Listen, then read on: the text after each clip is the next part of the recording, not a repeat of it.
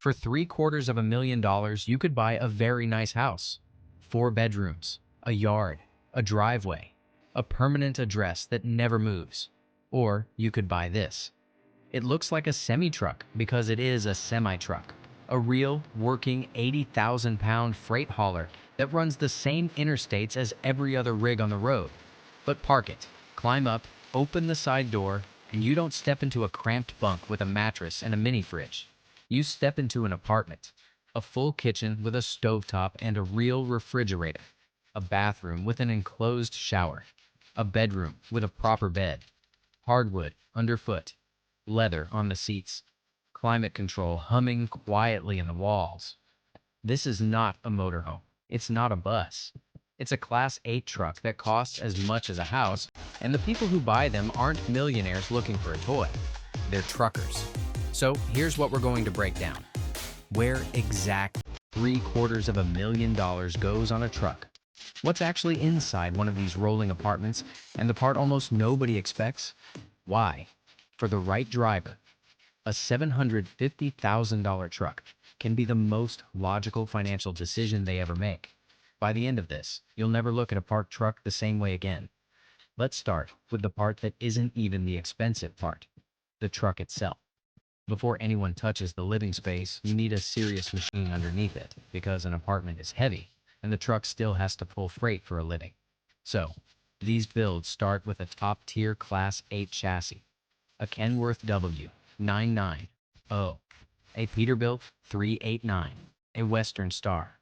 Under the hood goes a 15-liter engine, typically a Cummins X15, putting out as much as 600 horsepower and well over 2,000 pound-feet of torque. That power runs through an 18-speed transmission and a 6x4 drivetrain sitting on full air suspension. A truck like that, spec'd out new, already runs $180,000 to $250,000 before a single piece of furniture goes in. And that's the cheap half of the bill, because the truck is just the foundation. The reason the number climbs to $750,000 is everything that happens after the factory is done. That's where a company like ARI Legacy Sleepers comes in. Based in Shipshewana, Indiana, they're one of the builders that have come to define this entire world. They take that bare chassis, stretch it, and bolt on a custom sleeper that can run anywhere from 12 to over 20 feet of living space. And then they finish the inside like a high-end condo. Walk in, and the first thing that hits you is that it doesn't feel like a truck at all. There's a residential kitchen, not a camping setup, a real one, with a countertop, a sink, a refrigerator that holds weeks of food, a microwave, often an induction cooktop. There's a dinette, or a lounge with leather seating. There's a bedroom with a full or queen mattress, not the thin foam slab that comes in a factory bunk. And critically, there's a bathroom, a real one, with a toilet and an enclosed shower, which means the driver never has to chase down a truck stop shower again. The materials are where the money becomes visible. Hardwood cabinetry, leather upholstery, LED accent lighting, solid surface counters. On the highest end builds, the interior is finished by craftsmen who normally work in the yacht industry, bringing marine-grade materials and boat-building techniques into a truck cab. Because a surface that survives a yacht in open water can survive a truck at 70 miles an hour for 500,000 miles. That's not decorating. That's engineering disguised as luxury. But here's the part that surprises people most.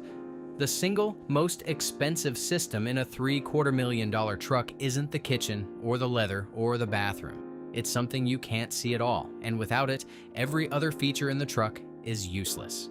We'll get to exactly what it is. First, you have to understand the problem it solves. Here's the problem. A driver living in this truck cannot run the main engine all night to keep the power on. In most American and Canadian cities, anti-idling laws make overnight idling illegal, with fines that can climb into the thousands of dollars. So the truck has to power an entire apartment, heat, air conditioning, a refrigerator, lights, outlets, a hot water heater, with the big diesel shut off.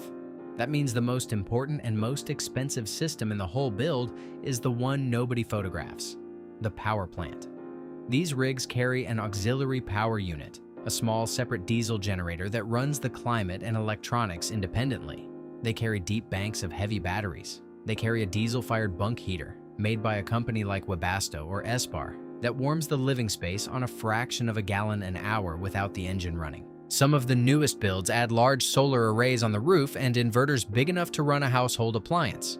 Put together, that energy system, generator, batteries, heater, climate control, wiring, can account for a huge slice of the total cost.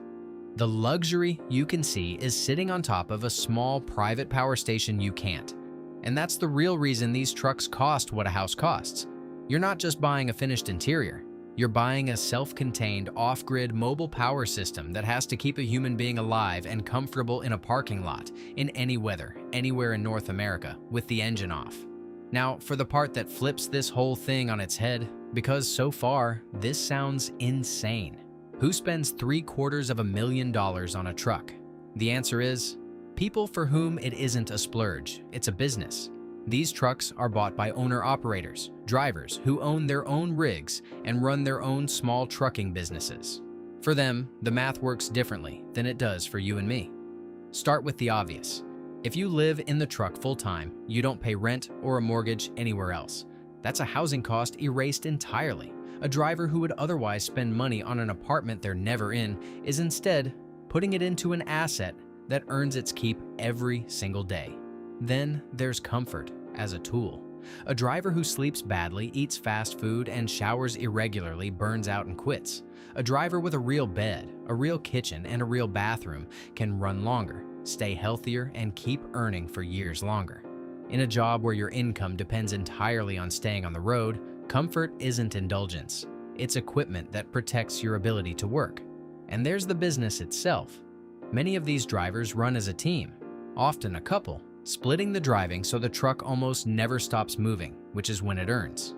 Some run a small business out of the sleeper, coast to coast, the truck doubling as office, home, and income all at once. When you do that math, a $750,000 truck stops looking like a vanity purchase and starts looking like a house, a vehicle, and a business rolled into one payment. So who are these people really? The same story repeats across these builds again and again. Couples who sold their houses to live on the road full-time. Owner-operators who registered the truck as their legal residence. Their actual official home address is a vehicle. Drivers in their 50s and 60s who spent 30 years in cramped factory bunks and finally decided that if they were going to spend 300 nights a year in a truck, that truck was going to be a real home. These aren't drivers passing through a job on the way to somewhere else. They're residents. The truck isn't where they sleep between shifts, it's where they live. And once you understand that, the price stops being shocking and starts making perfect sense. Here's the thing that stayed with me. A truck like this isn't really competing with other trucks anymore.